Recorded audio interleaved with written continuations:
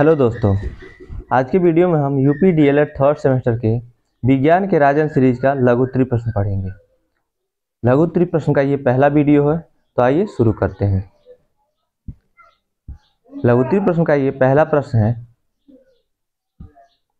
बिना स्पर्श किए समतल, अवतल तथा उत्तल दर्पण को कैसे पहचानेंगे? उत्तर, प्रतिबिंब द्वारा यदि प्रतिबिंब समान आकार का है तो दर्पण समतल होगा, यानी प्रतिबिंब द्वारा पहचानेंगे। और अगर जो प्रतिबिंब समान आकार का है तो दर्पण समतल होगा, और छोटा वो आभासी है तो दर्पण उत्तल होगा।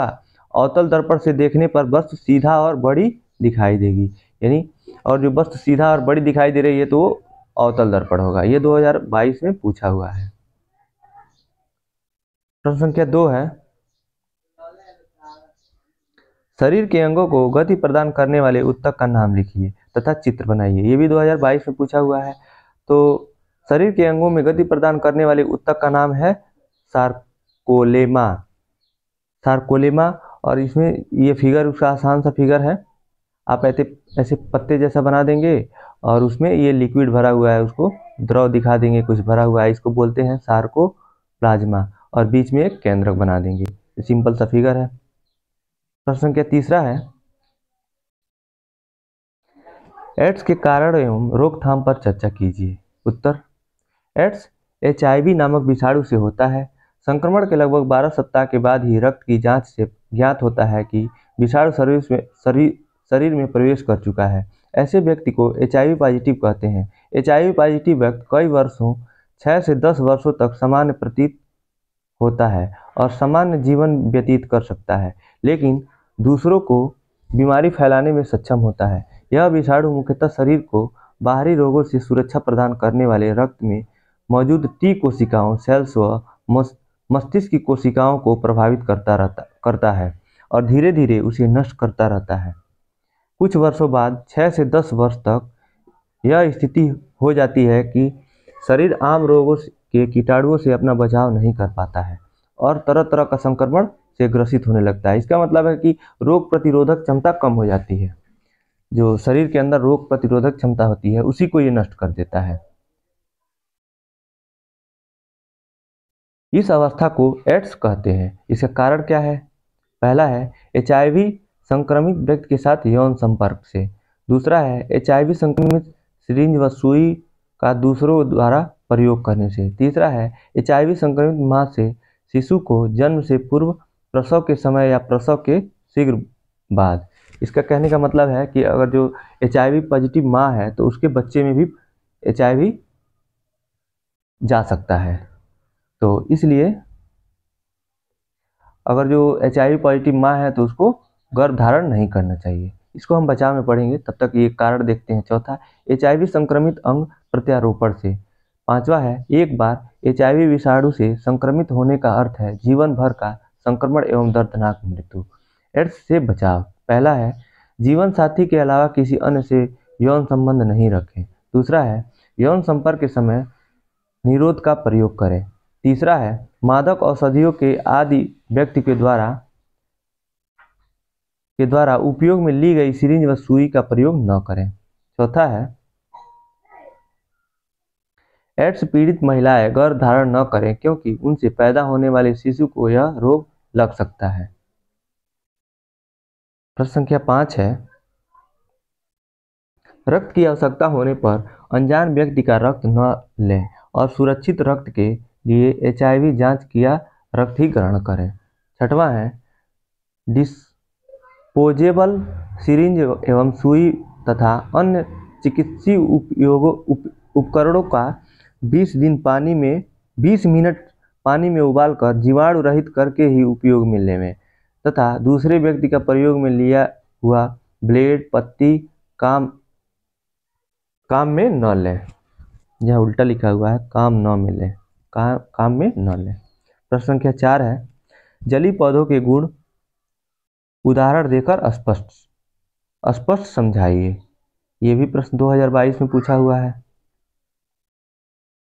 उत्तर है इसका, जलीय पौधे ऐसे पौधे हैं जो जलीय वातावरण में रहने के लिए अनुकूल हो गए हैं। उन्हें शैवाल और अन्य माइक्रोफाइट्स से अलग करने के लिए हाइड्रोफाइट्स मैक्रोफाइट्स के रूप में भी जाना जाता है। कुछ हरे पीले छितरे हुए पत्तों वाले पौधे जल के नीचे उगते हैं, जैसे हाइड्रा। कुछ फूले हुए तनों और डंठलों वाले पौधे जल की सतह पर तैरते हुए मिलेंगे, जैसे जलकुंभी। इसके अलावा आपने परिचित कमल, कुमुदनी और सिंघाड़े के पौधे भी मिलेंगे, जिनका आधा भाग पानी में डूबा हुआ और आधा सतह के ऊपर उठा हुआ रहता है।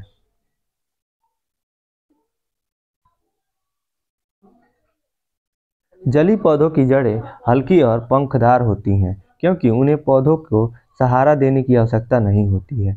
जलीय पौधों की जड़ें ऑक्सीजन लेने के लिए विशिष्ट होती हैं। अस्थायी रूप से जलमग्न जलीय पौधे पोषक तत्वों को अवशोषित करते हैं और पानी से सीधे गैसों का आदान प्रदान करते हैं। ये जलीय पौधे की विशेषताएं थी। प्रश्न संख्या 5 है, सुचालक तथा कुचालक पदार्थों में अंतर उदाहरण देकर स्पष्ट करें। ये भी 2022 में पूछा हुआ है। उत्तर है इसका, सुचालक वे पदार्थ जिनमें से विद्युत धारा बिना किसी विशेष प्रतिरोध के प्रवाहित हो सकती है, उन्हें सुचालक पदार्थ कहते हैं। उदाहरण जैसे चांदी, कॉपर, एल्यूमीनियम, ग्रेफाइट आदि। कुचालक वे पदार्थ जिनमें से विद्युत धारा प्रवाहित नहीं होती, कुचालक पदार्थ कहलाते हैं। उदाहरण है सूखी लकड़ी, प्लास्टिक, कांच, कागज आदि। प्रश्न संख्या 6 है, चंद्रग्रहण को चित्र की सहायता से समझाइए। ये भी 2022 में पूछा हुआ है। उत्तर है, चंद्रग्रहण इस खगोलीय स्थिति को कहते हैं जब चंद्रमा पृथ्वी के ठीक पीछे उसकी प्रच्छाया में आ जाता है। ऐसा तभी हो सकता है जब सूर्य, पृथ्वी और चंद्रमा इस क्रम में लगभग एक सीधी रेखा में अवस्थित हों। इस ज्यामितीय प्रतिबंध के कारण चंद्रग्रहण केवल पूर्णिमा को घटित हो सकता है।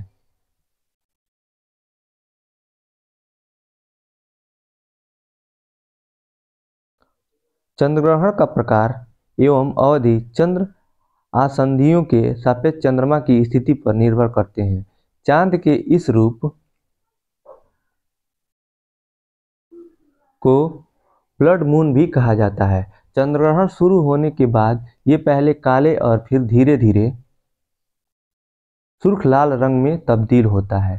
किसी सूर्यग्रहण के विपरीत, जो कि पृथ्वी के एक अपेक्षाकृत छोटे भाग से ही दिख पाता है, चंद्रग्रहण को पृथ्वी के रात्रि पक्ष के किसी भी भाग से देखा जा सकता है। जहां चंद्रमा की छाया की लघुता के कारण सूर्यग्रहण किसी भी स्थान से केवल कुछ मिनटों तक ही दिखता है, वहीं चंद्रग्रहण की अवधि कुछ घंटों की होती है।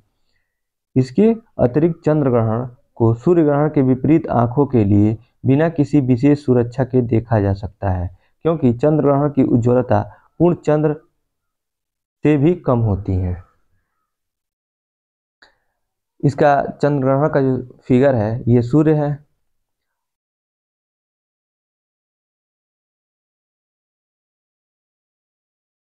ये सूरज हो जाएगा,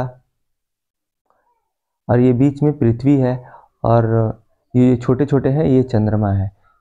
अब ये पृथ्वी की छाया है और ये चंद्रमा पे पड़ती है। जब चंद्रमा ऐसे पार कर जाता है इस छाया को, तो चंद्रग्रहण समाप्त हो जाता है। इसी को चंद्रग्रहण कहते हैं।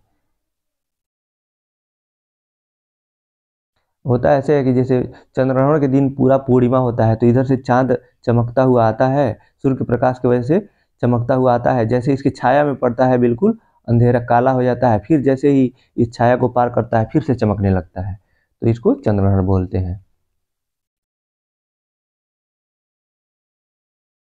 प्रश्न संख्या 7 है, जलीय जंतुओं में अनुकूलन पर टिप्पणी लिखें। उत्तर, जलीय जंतुओं में अनुकूलन आकृति, आकार, रंग, रूप, संरचना, आवास संबंधी लक्षणों में ऐसा परिवर्तन जो सजीव को विशेष पर्यावरण में सफलतापूर्वक जीवित रहने में सहायक होता है, अनुकूलन कहलाता है। जलीय वातावरण में रहने हेतु शरीर को सुरक्षा की आवश्यकता होती है। जलीय जंतु मछली के शरीर पर जलरोधी शल्क पाए जाते हैं। इनमें श्वसन के लिए विशेष रचनाएं जलक्लोम गलफड़ा होता है। तैरने के लिए इनका शरीर धारा रेखी तथा चपटे पंख होते हैं। मछलियों के आँखों की सुरक्षा हेतु निमेषक पटल पाया जाता है, जिससे मछलियाँ तैरती हैं।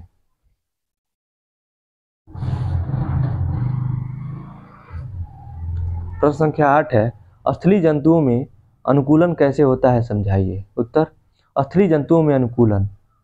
स्थलीय जंतु जैसे गाय, बिल्ली में प्रचलन के लिए बेलनाकार 4 पाद होते हैं।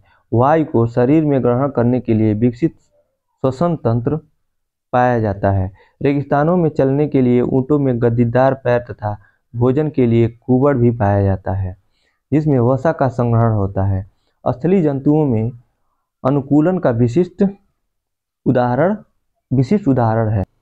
ऊँटों के पास गद्दीदार पैर होने से रेतों में सवारी करने पर बोझ ढोने में उन्हें आसानी होती है। अतः इसी कारण ऊँटों को रेगिस्तान का जहाज कहा जाता है। प्रश्न संख्या 9 है, गोली दर्पण कितने प्रकार का होता है? उत्तल तथा अवतल दर्पण की फोकस दूरी कैसी होती है? उत्तर, गोली दर्पण के प्रकार। गोली दर्पण 2 प्रकार का होता है, उत्तल दर्पण, अवतल दर्पण। उत्तल दर्पण की फोकस दूरी धनात्मक होती है, अवतल दर्पण की फोकस दूरी ऋणात्मक होती है।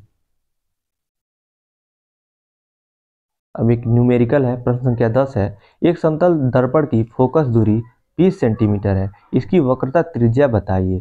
तो इसमें उत्तल दर्पण की फोकस दूरी f बराबर 20 सेंटीमीटर। तो इसमें संबंध होता है r = 2f। ये फॉर्मूला होता है। जब आपको फोकस दूरी दिया हुआ है तब आपको r निकालना है, तो 2 से मल्टीप्लाई कर देंगे f में, यानी फोकस दूरी में। तो 2 गुणे यहाँ 20 दिया हुआ है, इसका फोकस दूरी 20 सेंटीमीटर, तो 20 दूनी 40 सेंटीमीटर हो जाएगा। तो इसका आंसर हो जाएगा वक्रता त्रिज्या बराबर 40 सेंटीमीटर। प्रश्न संख्या 11 है, प्रौद्योगिकी किसे कहते हैं? उत्तर, विज्ञान के नियमों तथा सिद्धांतों के अनुप्रयोग से मानव हित में संसाधनों का निर्माण भी प्रौद्योगिकी कहलाता है। आज प्रौद्योगिकी की ही देन है कि कंप्यूटर द्वारा इंटरनेट के माध्यम से घर बैठे देश विदेश की खबरों को हम चंद मिनटों में जान लेते हैं। यह बात कही जाती है कि विज्ञान ने प्रौद्योगिकी ने विज्ञान का विकास किया है।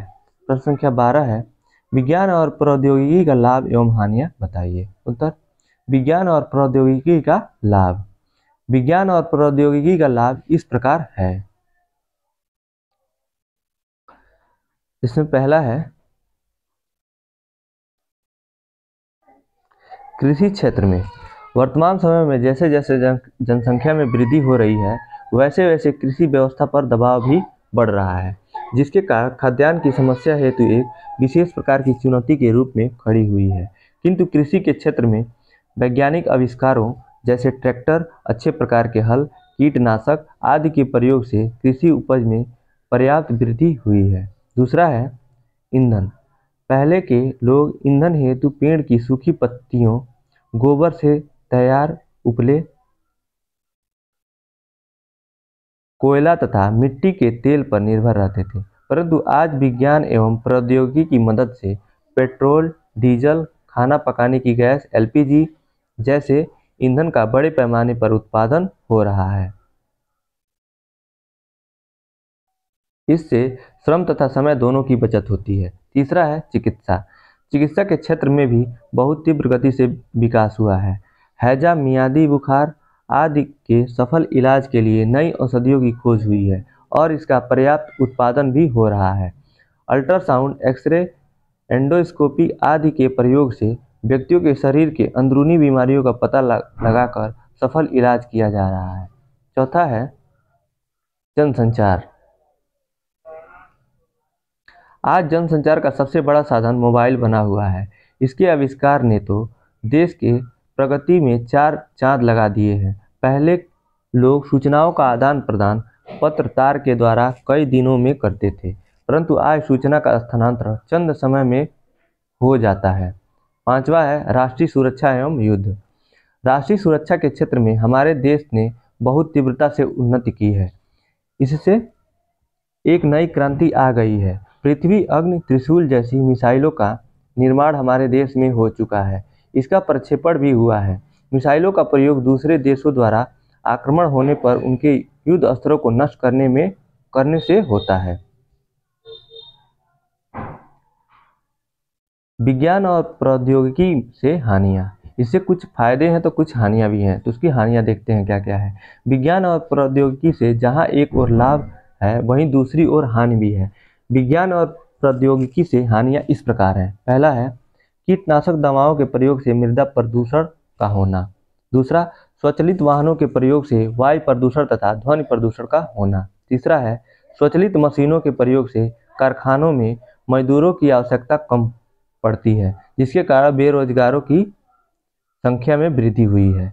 चौथा है जंगलों की अंधाधुंध कटाई से वातावरण के ताप में परिवर्तन हो रहा है, जिससे वातावरण प्रदूषित होता जा रहा है।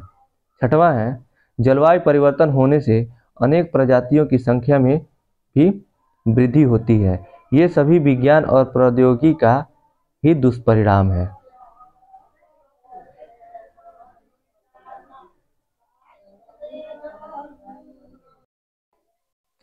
प्रश्न क्या 13 है भोज्य पदार्थों के परीक्षण की विधियां बताइए। उत्तर, पके हुए भोजन को जीवाणु तथा कवक बिना पके हुए भोजन की अपेक्षा बड़ी शीघ्रता से खराब कर देते हैं, इसलिए इनको परिरक्षित किया जाता है। पके हुए भोज्य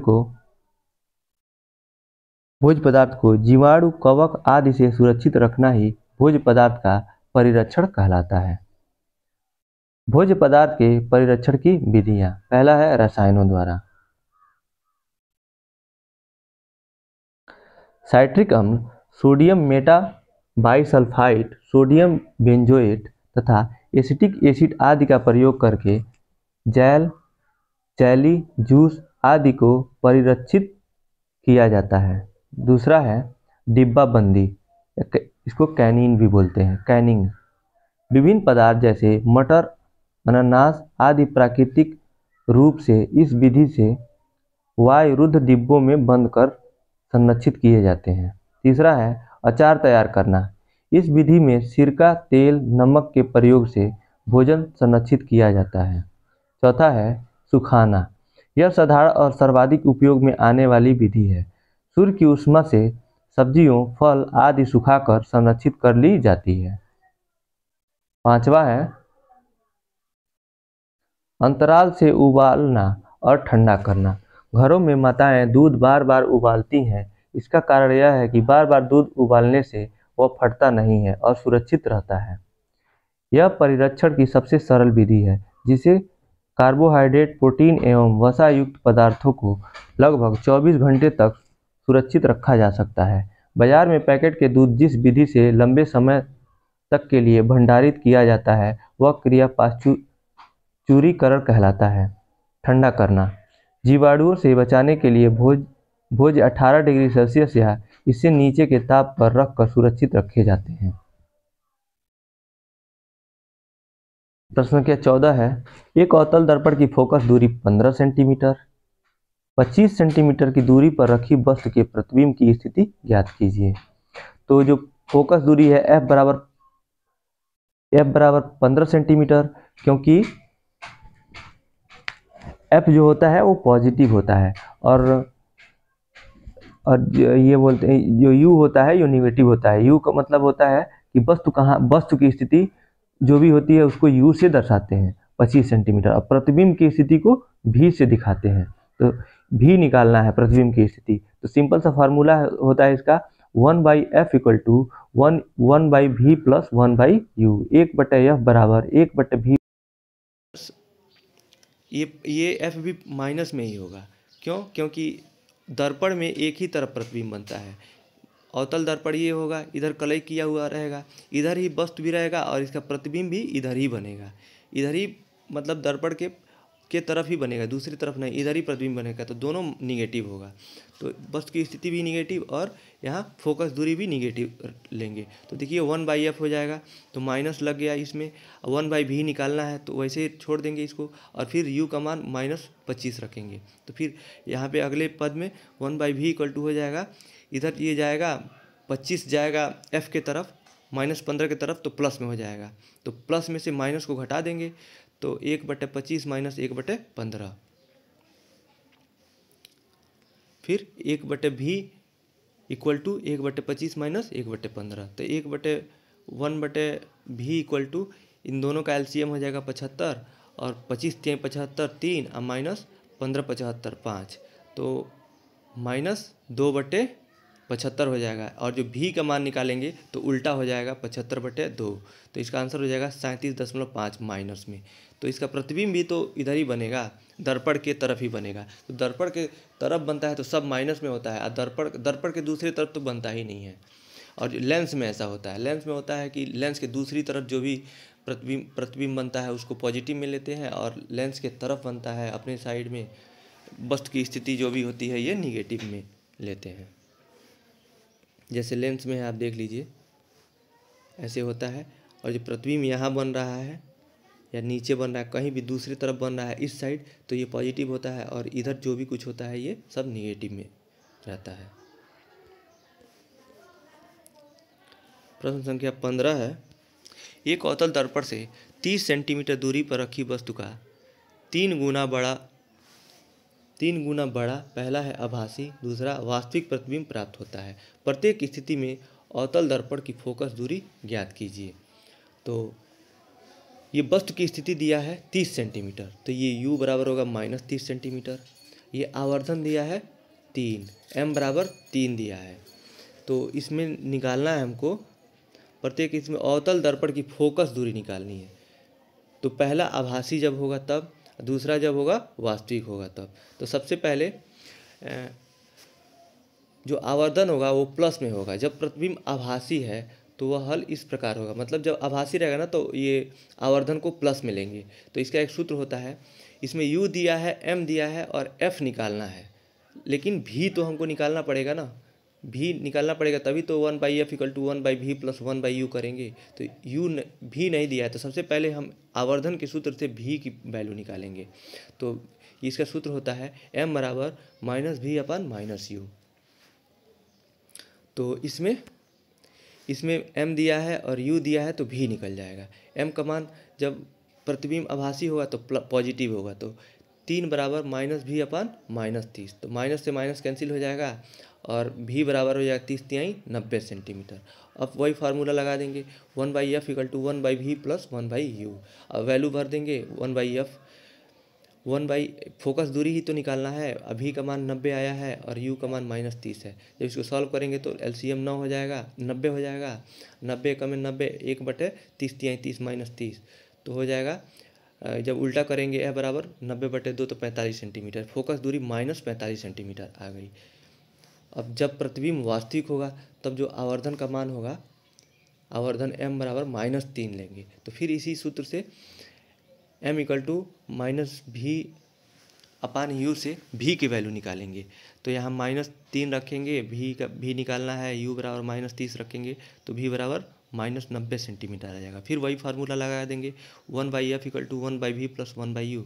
तो यहाँ फिर फोकस दूरी निकालनी है, तो v यहाँ पे -90 आया है और u का मान -30 है। तो इसका फिर से LCM 90 हो जाएगा। 90 का में 90 -1, 30 तिहाई 90, तो -3, तो -4/90 हो जाएगा। जब इसको उल्टा करेंगे f बराबर निकालेंगे तो -90/4, तो काटेंगे इसको 4 से, तो इसका फोकस दूरी आ जाएगा -22.5 सेंटीमीटर।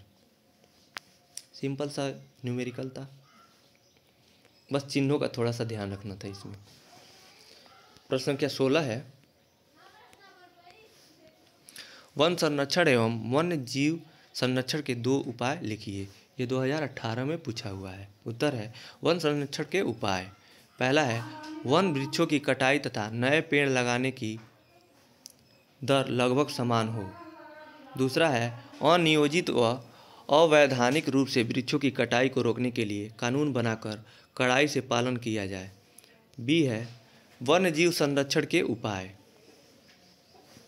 पहला उपाय है नियम कानून एवं प्रतिबंधों के द्वारा वन्य जीवों का अनावश्यक आखेट रोका जाए।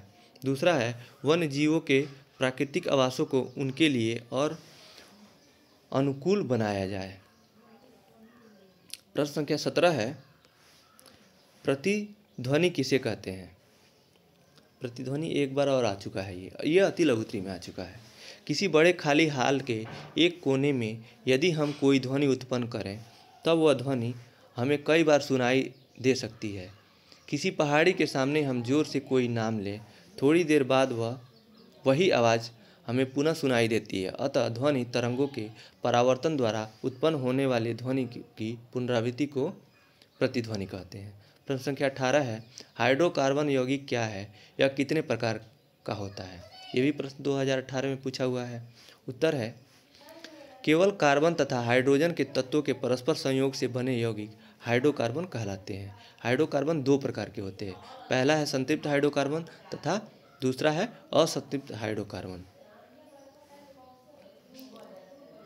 वे हाइड्रोकार्बन जिसमें कार्बन की चारों संयोजकताएं एकल संयोजक बंधों द्वारा पूर्ण रूप से संतुष्ट होती हैं, संतृप्त हाइड्रोकार्बन कहलाते हैं। इसका मतलब जिस हाइड्रोकार्बन में एकल बंध हो वहाँ संतृप्त हाइड्रोकार्बन बोलते हैं उसको, और जिन हाइड्रोकार्बन में कम से कम 2 कार्बन परमाणु एक दूसरे से युग्म बंध यानी दो द्विबंध या त्रिक बंध द्वारा जुड़े होते हैं, असंतृप्त हाइड्रोकार्बन कहलाते हैं। मतलब अगर जिस हाइड्रोकार्बन में द्विबंध पाया जाता है या त्रिबंध पाया जाता है, कम से कम एक हो, तो उसको असंतृप्त हाइड्रोकार्बन कहते हैं। प्रश्न संख्या 19 है, मधुमेह के रोगियों को अपनी जीवन शैली में क्या बदलाव करना चाहिए? बताइए। मधुमेह मतलब होता है शुगर। उत्तर, मधुमेह के रोगियों को अपने खान पान तथा जीवन शैली में पर्याप्त परिवर्तन करना चाहिए। पहला है धूम्रपान छोड़ देना चाहिए। दूसरा है पर्याप्त नींद लेनी चाहिए। तीसरा है शारीरिक व्यायाम करना चाहिए लगभग 150 मिनट प्रति सप्ताह। चौथा है आहार में करेला, जौ, गेहूँ, लहसुन, जामुन आदि का सेवन करना चाहिए। कहने का मतलब है कि संतुलित आहार लेना चाहिए। पांचवा है एरोबिक्स, तैराकी, जिम्नास्टिक और तेज चलना को जीवन शैली में शामिल करना चाहिए। मतलब व्यायाम करना चाहिए, मतलब कि मेहनत करना चाहिए उस इंसान को। छठवां है जिससे कैलोरी बर्न हो सके। नियमित ग्लूकोज स्तर की जांच करनी चाहिए, मतलब अपना शुगर जांच करवाते रहना चाहिए। और चीनी छोड़ देना चाहिए। चीनी मतलब मीठा चीज़ कम खाना चाहिए, बहुत ही कम। प्रश्न संख्या 20 है, ऐसे किन्हीं 4 फलों के नाम लिखिए जिनका परिरक्षण किया जाता है और उन्हें परिरक्षित खाद्य पदार्थों के नाम भी लिखिए। ये भी 2018 में पूछा हुआ है। उत्तर है सेब, केला, अनानास तथा अनार आदि फलों का परिरक्षण किया जाता है। इनको sodium benzoate, carbon, sodium Meta bisulphide तथा एसिटिक एसिड द्वारा परिरक्षित किया जाता है। तो वीडियो बहुत लंबा हो जाएगा, आज की वीडियो में हम लोग इतना ही रहने देते हैं। नेक्स्ट जो लघु उत्तरीय प्रश्न है और हम लोग अगले क्लास में पढ़ेंगे। तो आपको ये वीडियो कैसा लगा आप कमेंट बॉक्स में बताइएगा। अगर आपको ये अच्छा लगा हो तो इस वीडियो को लाइक कीजिए, शेयर कीजिए और इस चैनल पे अगर आप नए हैं तो चैनल को सब्सक्राइब कीजिए। इस वीडियो को देखने के लिए बहुत बहुत धन्यवाद दोस्तों।